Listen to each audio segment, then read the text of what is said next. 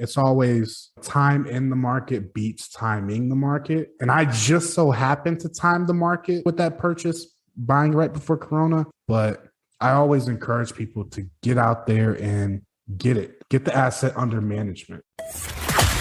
Welcome to the Average Joe Finances Podcast. Are you trying to get out of debt, invest, or just not sure where to start? Then this is the place for you. We discuss different ways to get out of the rat race and build your wealth. Join us on this wild ride to financial freedom. Hey, welcome back to the Average Joe Finances Podcast, everybody. I'm your host, Mike Cavaggioni, and today's guest is James Bowman with Gen-Z Mon-E. I was a guest on James's podcast not too long ago. Absolutely enjoyed the conversation with him. I am super excited to have him on our show to share his story. James, thank you so much for joining me today. No, Mike, man, the pleasure is all mine. I really enjoyed our last conversation, so I'm really excited to be here, man. Yeah, absolutely. So again, thank you so much.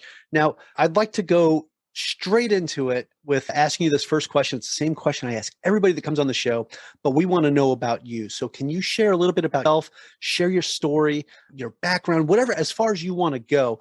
But let's talk about James Bowman, who you are and how you started Gen-Z. So, Mike, I consider myself an average Joe. At the age of 17, I joined the military, the Army. I served 5 years and ended up getting out after completing my contract. And finances growing up, no one ever taught me anything about finances. And after learning a little bit of hard lessons, making mistakes like buying a car and not knowing about insurance, I somehow found myself down a rabbit hole of learning about finances. And it got to the point where I got a little bit obsessed about it. And I thought two things. One, there's no way that I can absorb all of this knowledge and not put it back out for other people to enjoy.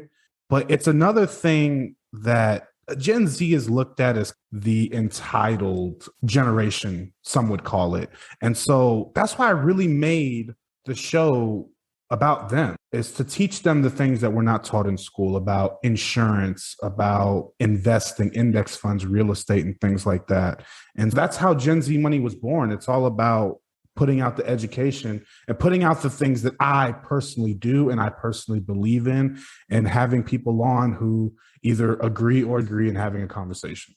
Wow, man, I really appreciate that. And I appreciate when you talk about Gen Z and you're talking about them specifically and how a lot of people think that they're the quote unquote entitled generation. I caught a lot of that too as a millennial. They all thought millennials were entitled as well. But what's funny is at this point, as boomers start dying off and all that stuff and all their properties get passed down or all that other stuff, you're going to see a huge generational shift to the millennial and Gen Z generations. I think it's going to skip Gen X because I think at that point they're like pushing that same spot. But yeah, man, I really appreciate that where your target market is too, because I think a lot of younger people today find themselves in situations where they're not learning these type of things. They're not learning financial literacy.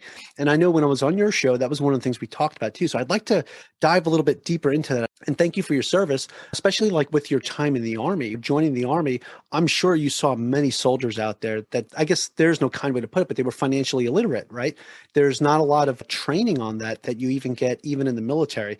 And hey, I also want to point out too, I joined at 16 years old as well. I haven't met too many other people that joined at 17 and had to have their parents sign that waiver. I'm in the 17 club with you. But yeah, so could you share a little bit more about that? Like some of the experiences you've had just in your time in the Army and what that was like, especially when you started discovering financial literacy. Mike, that's such a great topic that I actually don't think gets discussed enough. So first of all, I had one finance class while in the Army. I had it during it was after basic, but before I got to my unit in our additional training.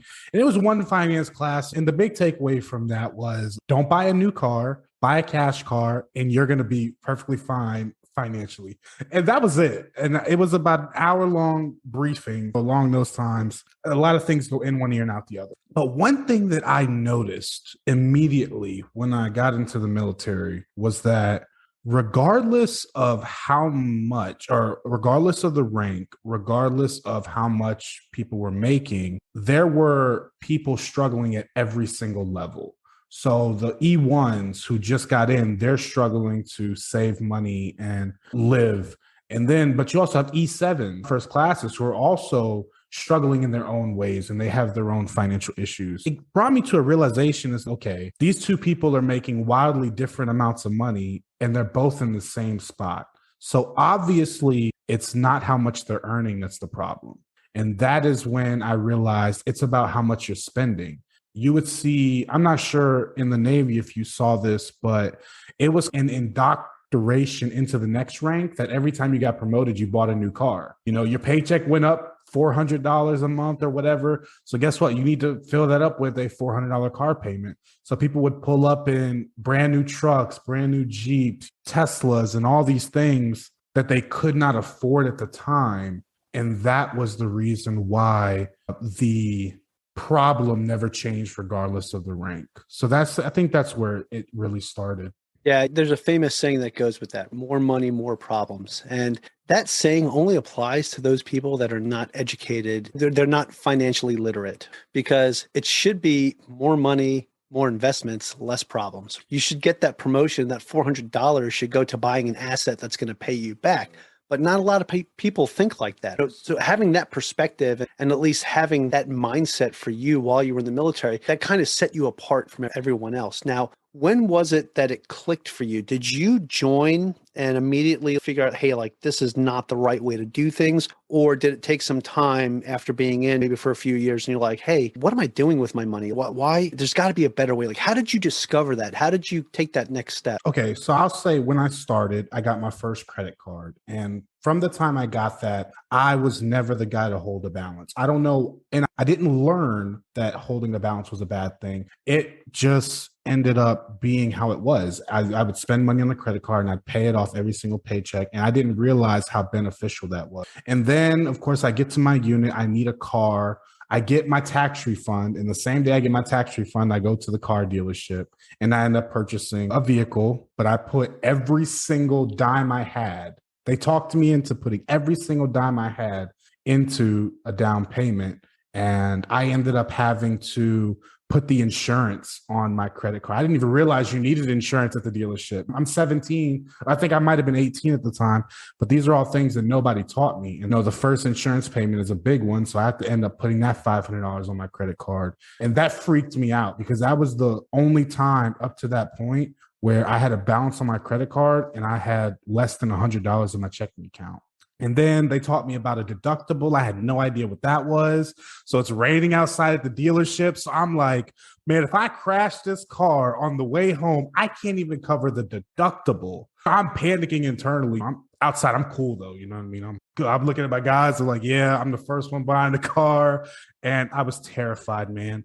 And it was at that moment, I knew I messed up in that moment and I needed to fix it. And so that's where the journey started. So I saved that $1,000. First thing I did was pay off that credit card the next paycheck. Then I saved that first $1,000. And I remember when I got paid and that $1,000 hit my savings account, there was just a weight that was completely lifted off my shoulders. Okay, no, I don't have to be terrified about driving this car anymore because I can at least cover my deductible. Yeah, no, that's fantastic. You got yourself to the point where you had some type of a rainy day emergency fund there for you to use in case something was to happen. And doing that at the age of 18 is phenomenal. I don't think I've actually had a guest on yet that has actually started their financial journey at the age of 18. And that is absolutely amazing because the way I look at it is that's the target we want to try to hit. We want to try to teach the younger generation to get to that point to where they're financially literate enough to start off in a good spot. So you're what, 23 years old right now? Yes, 23. So 23 years old right now, you've already got yourself in such a good spot because of simple decisions you made when you were 18 years old. We're going to get into that because I know you own some rental properties and stuff, and I want to get into all of that. And the fact that at the age of 23, you own more homes than a large majority of the population in America, because I think 60% of the country actually owns a home, and that's just one home. When you get down to who owns two or more homes, that number goes way, way down. And I don't know it off the top of my head, but I'm pretty sure it's less than 10% or something like that. You're already in a super good spot. And this is something else I want to ask you too. As You were 18 years old. You bought that first car. You freaked out because you didn't have the money for a deductible if something happened. I know that was the trigger that got you to rethink your finances, but what was like the resources? What did you find as you were looking up ways to make yourself better at this? Was there any particular book or program or anything that you read that helped you with? Yeah. Yeah, Mike. Once I saved that $1,000 and I realized, okay, wait a minute, saving is easy. So I'm going to keep doing it. And I'm saving. My wife and I get married. I move out of the barracks. We get a super duper small 2-bed, 1-bath apartment. And let's just say the housing allowance was $1,200 at the time. Our apartment was $700. So now we got to the point where our housing allowance was paying for my car payment, my rent, and my insurance. And as you can see, it ends up snowballing into a massive savings rate. And it got to the point where I want to say I had maybe, let's just call it $10,000 saved up. And my wife looked at me one day and she's, what are you saving for? And I had absolutely no idea what to tell her, man. I was just like, I'm just saving for a rainy day. And so that triggered me to, okay, I need to figure out what am I saving for? And so I go to YouTube. I don't even remember what I typed in or how I ended up. But the first person that I came across was Graham Stephan. He has a YouTube channel, very successful, man. And he broke down index funds, how to get started investing. That's where I heard about real estate and started dabbling in hearing about that. And then that kind of triggered me snowballing into finding Dave Ramsey's content, and I'm start consuming his stuff. I end up finding Bigger Pockets, which I'm sure you're familiar with. And it was just like, as soon as I hit one, my YouTube was like, I got you. And it gave me everything that I needed. And luckily, it didn't give me anything I didn't. So what I mean by that is I didn't get any of the get rich quick guru stuff coming up. I didn't get any of the get rich on crypto or invest in NFTs things, at least at that time.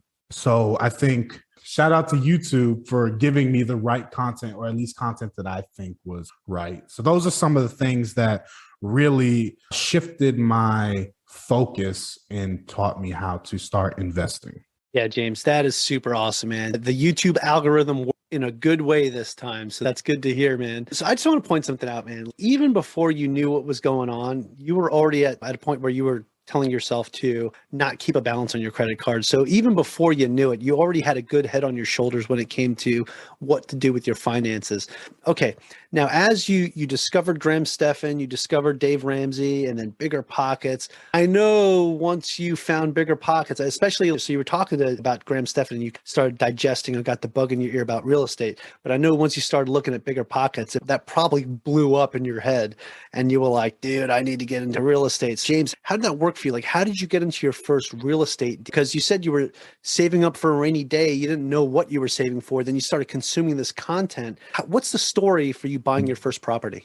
So the way it started, of course, it started with Bigger Pockets, right? And I'm learning how to analyze deals. And I'm I was stationed at Fort Stewart, living in Hinesville. So I'm like, okay, because Bigger Pockets preaches, listen, you need to be analyzing 10 deals a day just to get that skill down to a T. And now I can look at asking price and know if it's going to cash flow in certain markets because I've analyzed so many deals. But yeah, and I'm analyzing deals, just getting that muscle. And I'm like, any of these houses will cash flow, any of them. And so I get to the point where I'm like, we're 6 months into our lease, of course, 2.5 years, but we're 6 months into our renewed lease. And I end up just sent a message. I'm like, I'm going to ask. I sent a message to my property manager. I said, hey, look, if my wife and I use an agent from your brokerage to purchase a home, will you guys allow us out of our lease early with no penalties? And that was something I picked up on the Bigger Pockets, and I asked, and I got a message back, yeah, let's go. Of course. And that's where I realized I figured out how I was going to fund it and things like that. I knew I had the VA home loan that I had available, so I knew I could get in 0% down.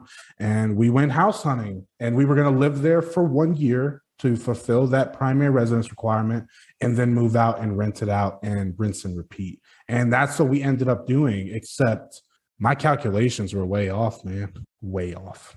So we purchased a home. We purchased it for 116. We move in. We got in $0 out of pocket, 0% down. Seller paid all the closing costs. And so all we paid for was the home inspection. We got the appraisal back. The seller paid for the appraisal and we got our earnest back. We were completely in zero down. It was crazy. I didn't even know that my realtor put in the contract that the seller was going to pay closing costs because I didn't know that much. So we move in, and this is January of 2022.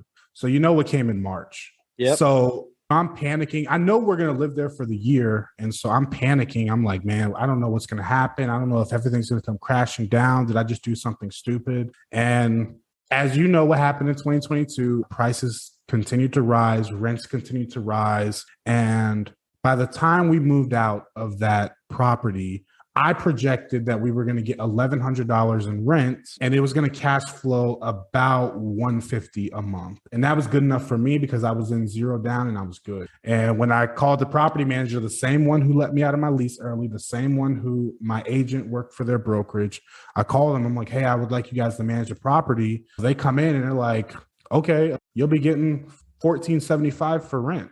And I was like, it went from $1,100 to $1,475 in the matter of a year.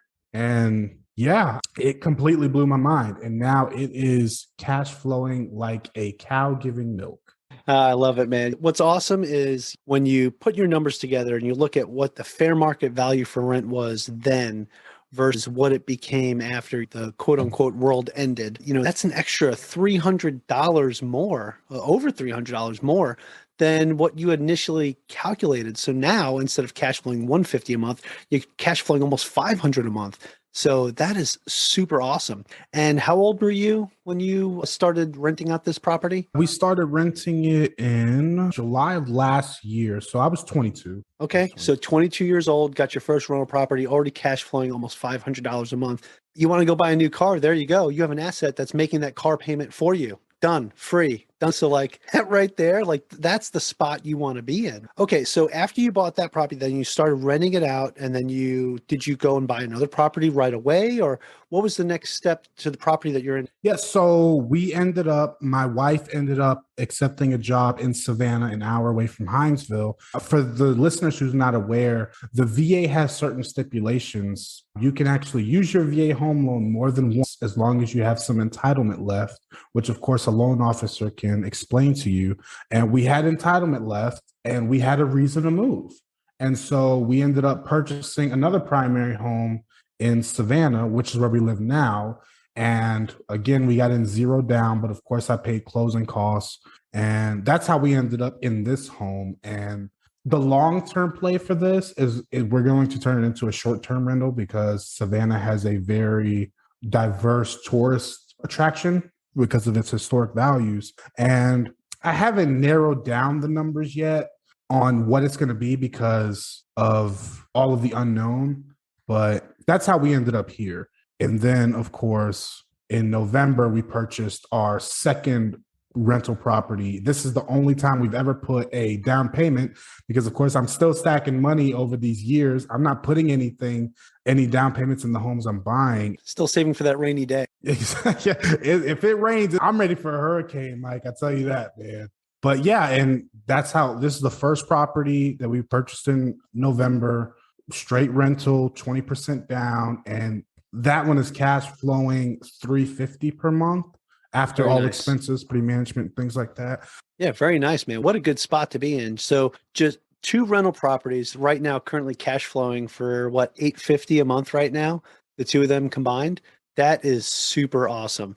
And now you're talking about turning the one that you're in right now into a short-term rental, and that will probably cash flow better than both of your other rentals combined. Have you looked at AirDNA as a way to run the numbers on what you would get for that as a short-term rental? No, I haven't. What I did was I looked at the occupants, or I looked at surrounding homes that are already listed on Airbnb. And then I plugged in that nightly rate with, I think I used like a 65% occupancy rate just to be a little conservative. And it was cash flowing. Again, I did it very quickly because we're still going to be here at least for another 6 months to a year. So I don't need to absolutely narrow down the numbers, but it gave me peace of mind to know, all right, we can take off and this is going to become an asset. Absolutely. So one of the things, as you are getting closer to do that, definitely check out AirDNA. I know a bunch of people that do short-term rentals and they swear by AirDNA.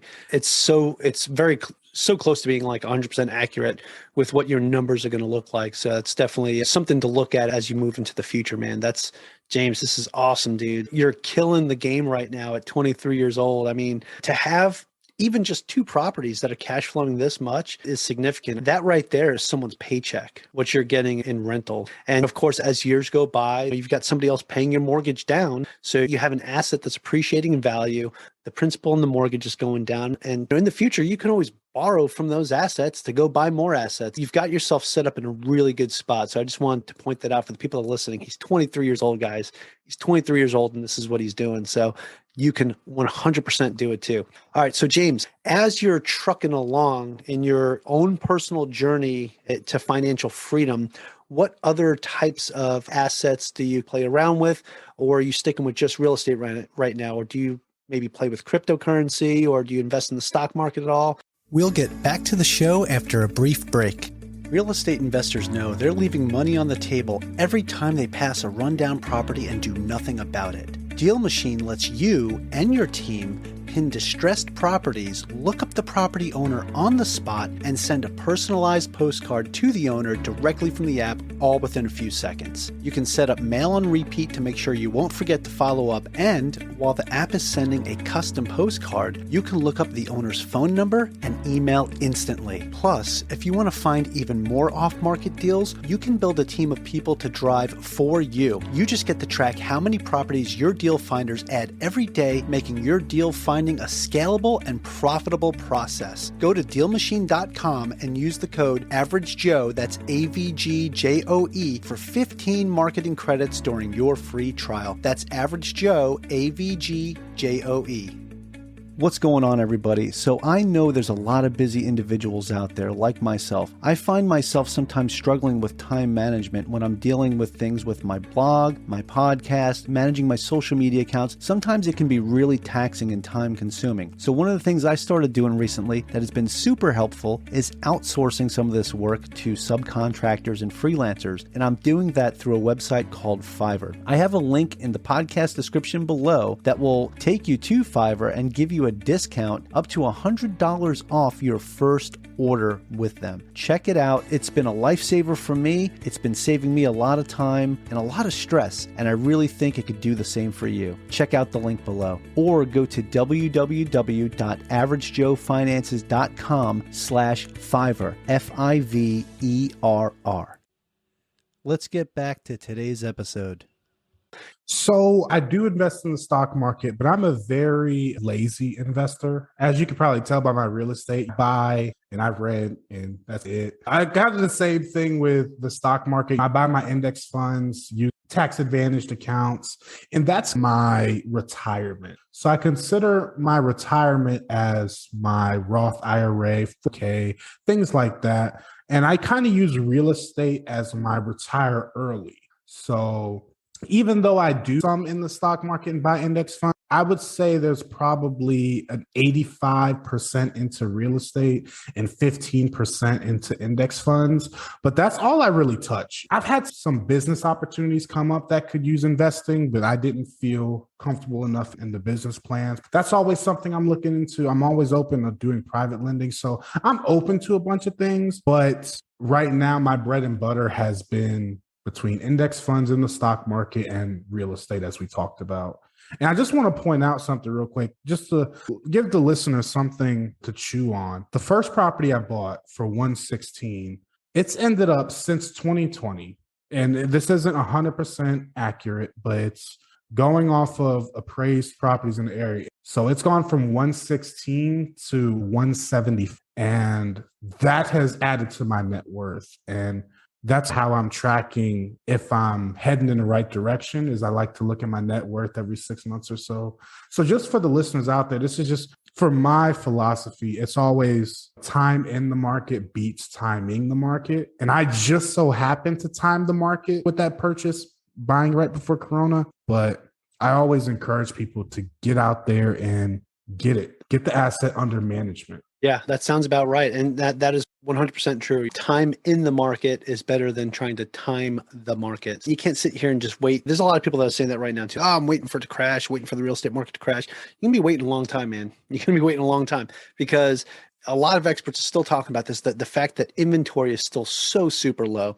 Sure, interest rates are really shooting up right now, and it makes it so the affordability is more difficult, right? So it's harder to afford homes right now, but at the same time, inventory is still low enough that people are still trying to snatch these properties up. So we're still at a point where I don't know if we're going to see it coming down anytime soon. And if it does, it's not going to be like 2008, 2009. It's not going to be like something crazy where you're going to see like this 40% drop. I just don't see that happening because these assets still, even before pre-pandemic, were still appreciating 3 to 5% every year. They probably would have gone up 10% on their own. And to say that they would drop like another 40, I don't see that happening. But yeah, man, that is super awesome. So normally I would ask you like how long you've been doing this stuff, but it's not that long of a time. And you've already gotten yourself to a point where you're cash flowing, you're cash flow positive, things are working out pretty good. Now, you did mention that like you have like your retirement accounts, right? The stuff that you're investing in the stock market. You have I believe you said a Roth IRA account, or you had a 401k or something, right? So you have that going on, but at the same time, you're looking at real estate as your retire early mechanism. Now, I love the FIRE movement, but I don't know. It's hard for me to follow because sure, I want to be financially independent and retire early, but at the same time, that R word, I just don't like it. Retire. I feel like I'm going to keep going till the wheels fall off, man. I'm actually at the point where I'm going to be hitting financial independence this year at the age of 38. And I'm not 38 yet, but I will be when it happens. But anyway, it's looking at that. I don't see myself stopping what I'm doing to just retire because I feel like at that point, I still have so much more to give back and still so much more to do as you do as well. And I'm sure you're going to hit that FI number at a much younger age than I or many other people are doing it because you started off early, man. You started off at a very good point. Hats off to you, brother.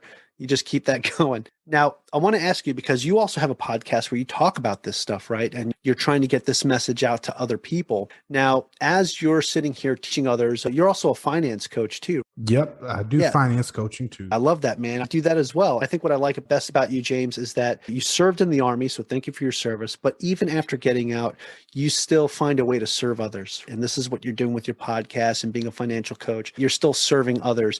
And that just shows just how genuine you are as a person in general. So thank you for that. But now, as you're going through all this, like you've learned so much and you're already giving back so much, what is it that you enjoy the most, whether it's about doing your podcast or the coaching or investing? What do you enjoy about all this? Mike, it's crazy that you asked this question because just today I was working on posting more content on my Instagram and I was going through the testimonials that I've collected over the last 6 months.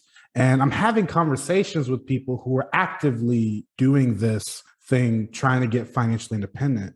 And going through the messages, there are people that are paying off thousands and thousands of dollars in debt and getting out of cars that they knew they couldn't afford. And so really seeing the hope that fixing finances, when you see that hope in someone's eyes, like, first of all, the American dream is still alive. I can do this regardless of X, Y, or Z. That's what really gives me the will to keep going.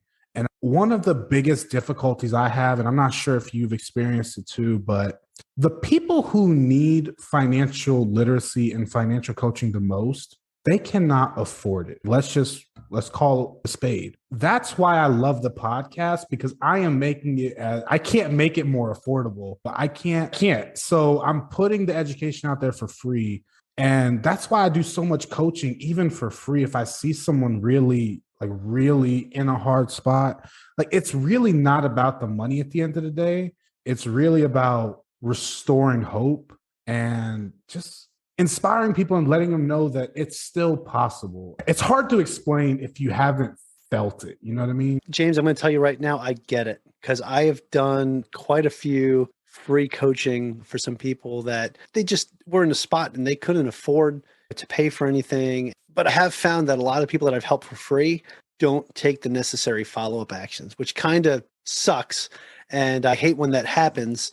But I think the people that actually do pay for the coaching feel more committed because they felt like they've obligated something to it. Sometimes it could be really tough to do that, but the fact that you do that too, man, I think is just awesome because it's an act of service that you're providing. Your podcast too is an act of service that you're providing to try to help educate other people in financial literacy and be able to get that message out, even on social media with some of the short clips that you've been doing. I've seen some of your most recent Instagram posts, man. I've been sitting there clicking the little hearts and stuff because it's a good message. And that's the type of stuff that I want to see on my feed. That's the type of stuff that I think needs to be shared to other people's feed as well. Yeah, man.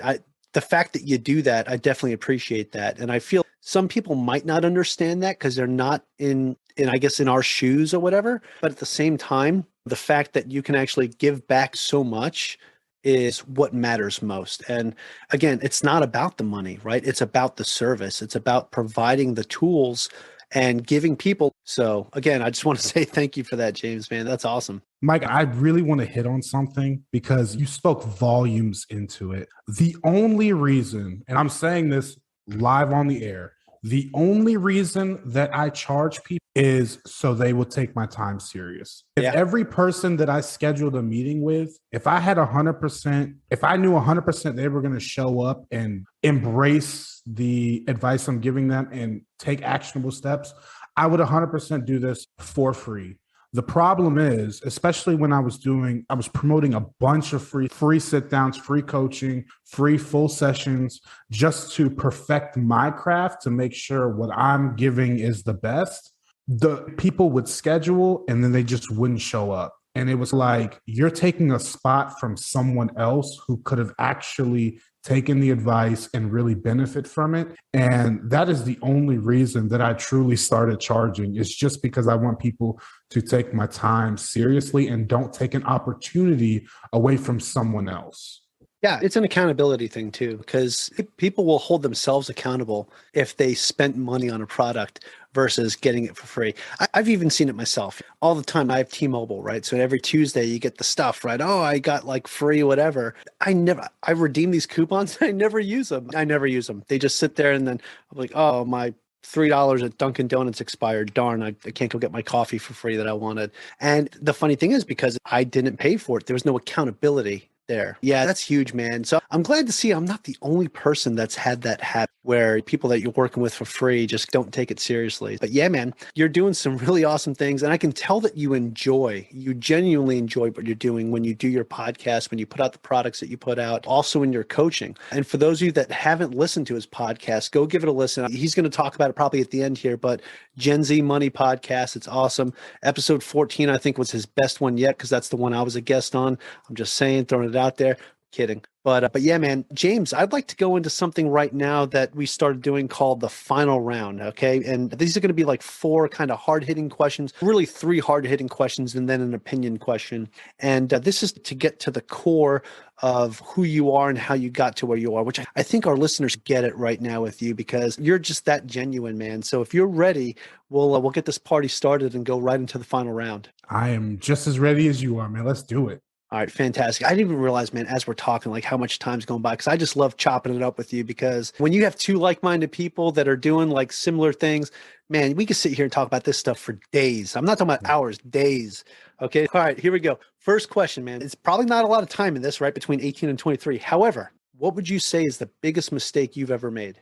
The biggest mistake I've ever made, and we're talking financial mistake, right? Correct. Yeah, that's an easy one, man. It was purchasing the car, because it showed me that I had no discipline and I was letting someone else dictate what I needed to do. My friends were telling me, hey, you just got your tax refund. Like, why don't you just go buy a car? You need a car. So they're dictating my actions. And then I get to the dealership and the car salesman is telling me what I'm going to pay. I'm not doing any negotiating. I'm just like, hey, I got pre-approved for this. I have this much in my bank account. And I gave them free reins. And so they were telling me what to do. And I had absolutely no control over anything in that situation. And I vowed from that day to never let it happen again. So that is my biggest financial mistake. I appreciate that. I figured that's what it was going to be, but going a little more in depth to it there too, like really shows the vulnerability that you had there, right? Because you were letting all the outside entities influence your decision instead of making that decision for yourself. Got peer pressured by all your other peers there saying, come on, man, you need a car. You just got to the unit. And then showing up there and thinking you're doing the right thing by saying, hey, yeah, I've got this much to put down. I'm pre-approved for this much. The car salesman was like, okay, buddy, then you can afford this and let's get the paperwork done. So yeah, I could see that, man, because there are people out there that are not genuine. And no hating on car dealers. There's some really good people out there that do that as a profession. But man, a lot of times you hear about this all the time. People getting taken advantage of. Yeah, I feel that. All right. Hey, next question, James. What is something that you've learned that you wish you knew when you first got started? I'm talking about when you first got started real estate investing or when you first started your financial journey. Yeah, Mike, I think that's a hard one. So something I wish I learned. And my first instinct is to say the power of compound interest, but I think I still am pretty darn close to maximizing that. So I would say the power of real estate. And what I mean by that is even when I purchased my first home, I didn't know about appreciation. I did not know about depreciation. I did not know about any of these things that make real estate such a good investment. So knowing that earlier, I may have bought a home a lot earlier.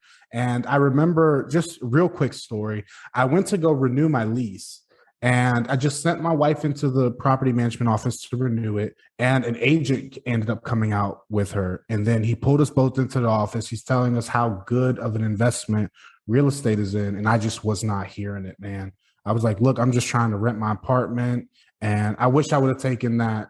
I would have taken that more strongly. But again, I don't want to be like a poor little birdie because I still got the privilege to start as early as I did. Yeah, absolutely. And the opportunity is always going to be there. It's going to be when you actually take the action and start acting on those opportunities. And I'm a firm believer in everything happens for a reason, James. So, that just wasn't the right time for you. You mentally just weren't ready yet to get started. And when you did start, you started at the right time. That was right for you and your wife. Again, congratulations, because you still started at a very young age and you're getting yourself to the point where people in my generation and my age will be very envious of the position you're in right now. I wish at the age of 23, I wasn't messing around and doing stupid things with what I was spending my money on and purchases like that. I did purchase my first home at 22 and I did rent it out eventually, but I was an accidental landlord and I was losing like $400 a month on it. So a little bit different than cash flowing $400 a month. But yeah, the fact that you're doing it now and got yourself in the position that you're in, it all happened when it was supposed to happen. Just keep crushing it with that. The next question I have, and this is probably going to, again, these all kind of tie into each other, but this will tie in probably more to what it is that you do right now with your acts of service, with your podcast and coaching. But do you have any tips or tricks that you would recommend to someone that is just getting started today? That's actually a really easy one for me, Mike. A lot of my content is based around taking accountability. So oftentimes, and I'm not just going to say it's Gen Z because I think it is every generation, it is very easy to blame someone else for you not taking action or you not being able to take action and things like that.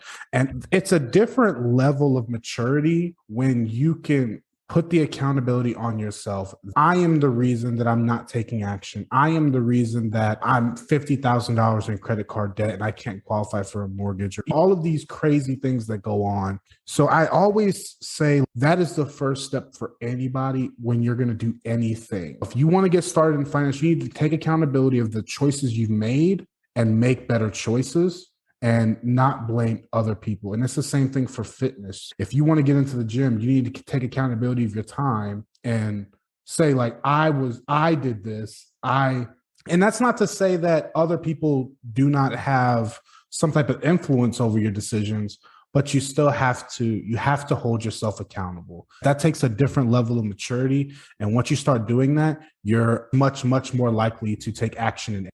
That is a fantastic response, James. Fantastic. I get it. Fine. I'm going to go work out after the podcast. Fine. All right. But yeah, no, man, you have to hold yourself accountable. You have to take the action. You can't just sit here and expect the world to just hand you whatever it is that you're looking for. And you're right. It's not just Gen Z. I've seen it in my generation as well, and my parents' generation, and even later generations than that. You're going to see there's always going to be somebody that's woe is me, the world is ending, and nobody helps me. You know what? The first person that needs to help you is you need to help yourself, right? You got to get out of this victim mentality and get yourself to a point where you can take accountability for your own actions and continue to move forward and move on. Because no one's going to do that for you. It's just not going to happen. Okay, awesome, man. So I have one final question for you in the final round. And this is, I have an idea of what some of these might be for you, but we'll see, because I'd like to go off of what is your current. But do you have a favorite business, investing, or real estate related book or podcast or both? So, Mike, this would actually, it might surprise you, but it does go back. It does lurk back a little bit of what we talked about earlier. But I'm going to say The Total Money Makeover by Dave Ramsey and The Ramsey Show, the podcast and his book. And I'll tell you why. Even though I do not agree with everything that Dave Ramsey says, I disagree with some things. I take a little bit more risk than he does or he suggests his viewers do. The fundamentals that he teaches are unstoppable.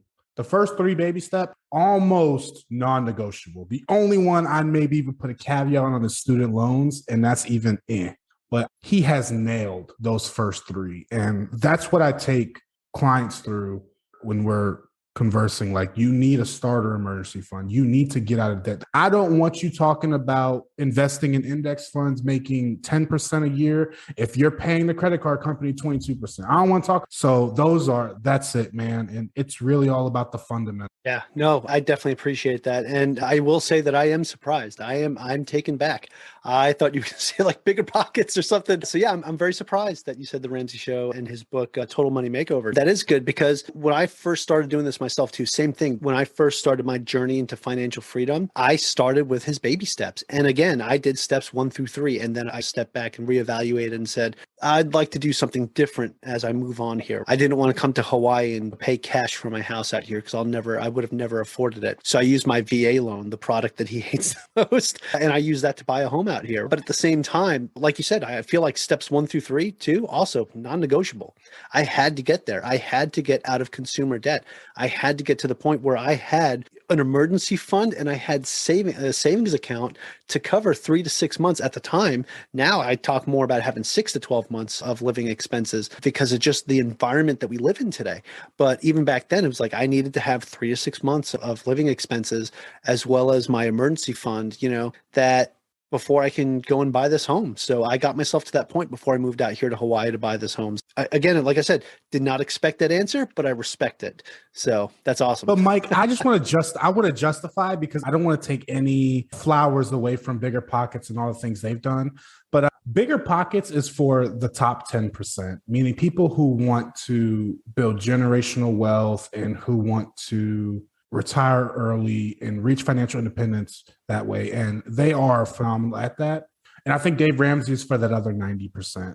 The 90% who are struggling, 47% of Americans can't afford a $400 emergency. Yeah. And so the reason that I recommend his book the most and his content the most is because the mass majority of the population will benefit more from it. Yeah, it'll help the most people when you look at that. Because if you look at the audience of Bigger Pockets, too, it's 2 million people, right, on their forum and everything. And you look at how many people do we actually have in America, like over 340 million. So that is a very small percentage of people that are following that. But again, there are a lot of people out there that build their wealth in real estate, myself being one of them, you being one of them. But at the same time, the impact when it comes to just the people that get stuck in consumer debt, this is one of the ways that will help them get out of it quickly, efficiently, safely, and comfortably. Yeah, I fully support that as well, man. So I'm not knocking on any of them.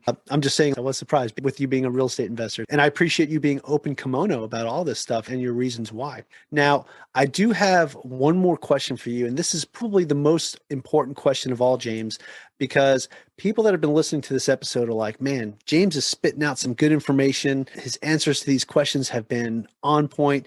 He's 23 years old. He's killing the game. I'm 20 years old and I want to get to the point where he's at. So where can I find more information about James? Where can I find more information about the Gen-Z Mon-E Podcast? So if you could share that with us, man. You got a website you could share? What are your social media handles that people can follow? Let us have it. So by the time this episode comes out, hopefully our website will be done and it'll be www.genzmone.com. No Y, so GENZMONE.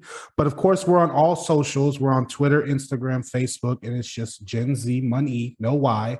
And yeah, you can hear the Gen-Z Mon-E Podcast on anywhere you listen to podcasts. We're on Apple, Google, Spotify, you name it, we're there. And really, it's all about bringing on guests, and it's not all about me. This episode might be all about me, but I don't like to be the smartest person in the room. And so I love listening to people, even if I differ in opinion. And that's what it's mainly about, is bringing on people who have more wisdom and I can take nuggets, and hopefully the viewers can take nuggets and put them in their back pocket and use them for later. You know what I mean? Yeah. Love it, man. I do the same thing with this podcast. I bring on these experts and I learn as much as I can from them. As you were sitting here talking, I'm sitting here taking notes on the stuff that you're doing. I got my little black book of knowledge here. With every guest that I've had on the show, I've got a page of notes or 2 pages of notes on them and just everything that they've been doing. And that's what it's all about, man. And getting this message out there to the masses and educating people and giving them the tools that they need to reach financial freedom, which is what we're all about. Building wealth, getting rid of your debt, and controlling your future. So I said that out of order for the way that I normally say these things, but that's okay. James, I really want to say that I appreciate you taking the time to come on my show today and just taking the time to talk to all of us and sharing your story with what you're doing and sharing with us what Gen-Z Mon-E is all about. And I'm really excited to get this one out there for everybody to take a listen to. We're gonna have all your links in the show notes, all your social media profiles, everything will be in the show notes, make it easier for people to find, and they can either click it or copy and paste, but either way, it's going to be there. So guys, go check out James, go check out his podcast, check out his social media, go follow him. All right. Show him some love because he definitely deserves it because he's out there killing the game. Go follow him and enjoy his content. So James, again, brother, appreciate it. Thanks for joining me today. Mike, the pleasure is all mine, man. Thanks for having me. All right. Aloha from Hawaii. Thank you for making it to the end of this episode. Greatly appreciate you being here with me today on the Average Joe Finances Podcast. If you haven't done so yet, make this the episode that you go leave us a 5-star rating or subscribe to our YouTube channel. The Average Joe Finances Podcast is for informational and entertainment purposes only. Have an outstanding day. Thanks for listening to the Average Joe Finances Podcast, your source for beating debt, saving money, and investing. Learn more at averagejoefinances.com.